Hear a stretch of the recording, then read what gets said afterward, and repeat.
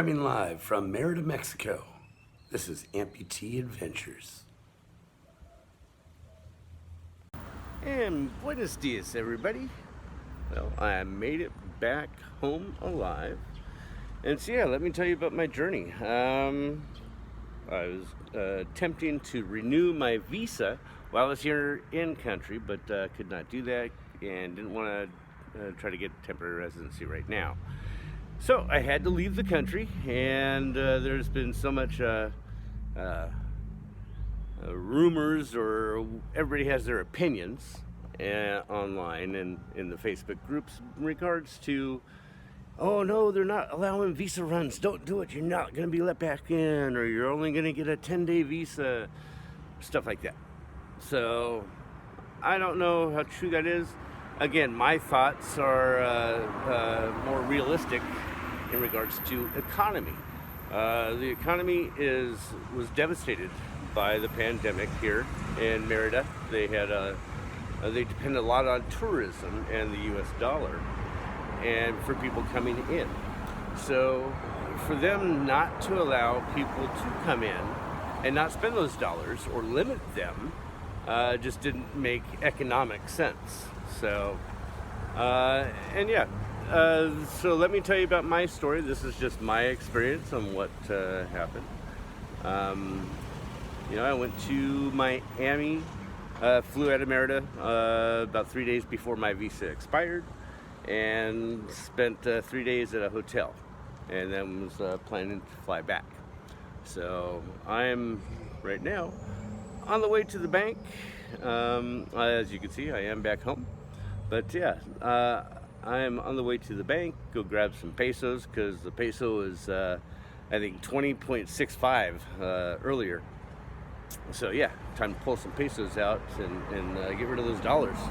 So the dollar is strong, the peso is higher up, so I can buy more pesos for the dollars. So yeah, let's go to the bank and do that, and we'll take it from there. It's about a half hour before the bank opens, so once I get there, I'll tell you about the rest of the story. And now, the rest of the story. And now, the rest of the story. I'm sitting here in Paseo de Monteo, just about a half block from the bank. It doesn't open for, I didn't even look to see what time it was. But yeah, they don't open for a little bit. And yeah, I'm sitting here in one of my favorite places to see. This is for my friend Tracy. As you can see, those are the twin mansions. One is privately owned, and I believe they're going to try to turn it into an Airbnb type thing. But they're just gorgeous twin mansions. It's what, 1, 2, 3, 4 levels, I believe. Or there are 3 levels with very tall ceilings, 10-foot ceilings, but just gorgeous. But yeah, this is one of my, and there's the other mansion over there. That's another big one. That one's 4. I believe that one's turned into a museum. But yeah, this is one of my favorite places to chill out at. Morning traffic. Today is Friday. So yeah, it's back to the story.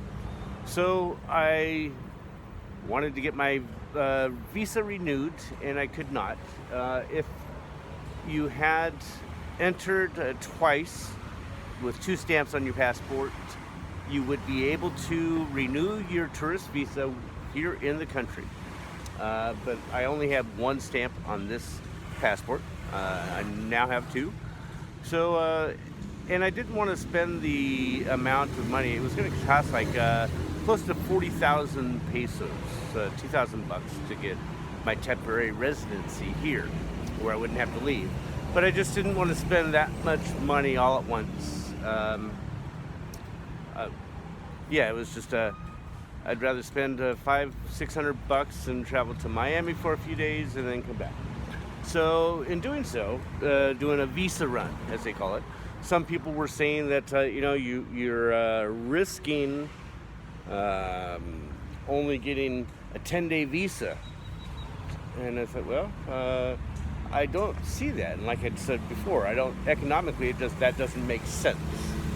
So I left, went to Miami, and stayed for 3 days at the Sleep Inn. And it was just a normal hotel, but for a handicapped room, it was very nice. It had everything I needed, so that was pleasant. The breakfast really sucked.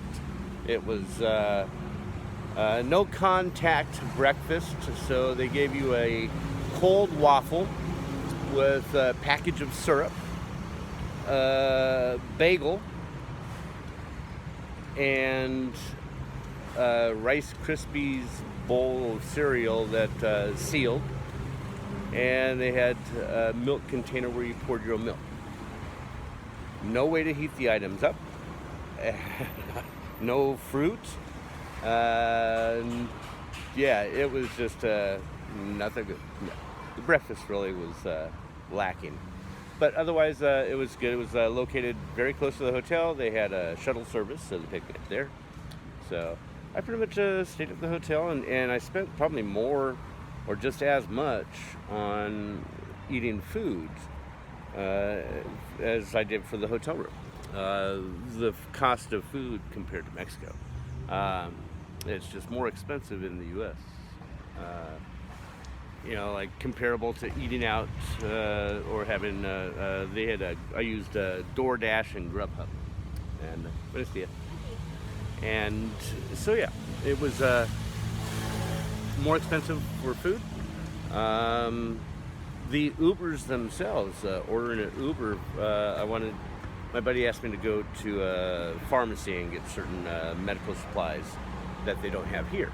So I checked for them and went to, it was about 3 miles away, and the Uber cost $6, $6.80. So it was twice as much as Uber would cost here in Merida, but a lot cheaper than I remember when it was at Chicago. So that was relatively priced well. So then I came back. I flew back on Thursday afternoon from Miami to Merida. Arrived hour and 45 minutes, hour and 50-minute flight, and went through customs and immigration, and asked me, what was I here for? And I said, I'm here for tourism. Gave him my tourist papers, my FMM, and cool. He said, do you have anything to declare? I said, nope. Didn't even check my bags. Just bam, bam, bam, stamp, 180 days. So I'm good until it's April 4th or something like that. So yeah, I'm good to go. There's some people were saying, yeah, you may only get a 10-day visa, but that was not the case for me. I was able to get a 180-day visa.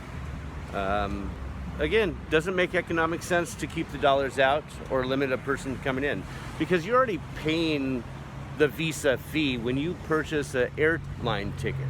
You already pay that fee. So why they would limit you and have people upset with that doesn't make sense. They want you to come here and spend your dollars. So again, that may be happening when someone has been doing visa runs for the last 18 and a half years. But then I also see some people that have been doing visa runs for 10 years now and still have no issues. They don't do anything illegal, and yeah, if you're good to go, they're not going to kick you out. They're not going to limit you.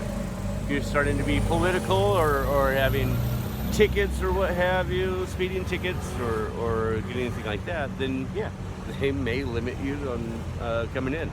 So again, that is my experience. So if you like, please like, comment, share, and share this with your friends. Let me hear your opinions. Let me hear your experiences. Otherwise, everybody have a fantastic day, and we'll see you soon.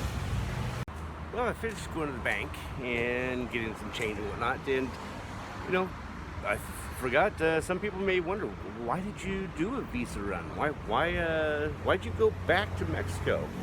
And so I thought I'd end it with what I love about Mexico. One of my favorite places here. The beautiful scenery of Paseo de Montejo with the museums. And the poor guy with the hay fever. Yeah, they're trimming up the shrubs along the median. Yeah, just a beautiful, gorgeous area that I love to come and sit and I do my exercise and I wheel around this gigantic sidewalk. Sometimes they'll have, and you have the bike lanes, but sometimes they'll have artwork along the sidewalks or vendors or what have you. But yeah, it's just such a beautiful area. This is why I come back to Mexico. Have a great day, everybody. Wait, one afterthought. This is the other reason why I like Mexico, or I love Mexico. The tacos and lemonade. My favorite place, Parque Santa Ana.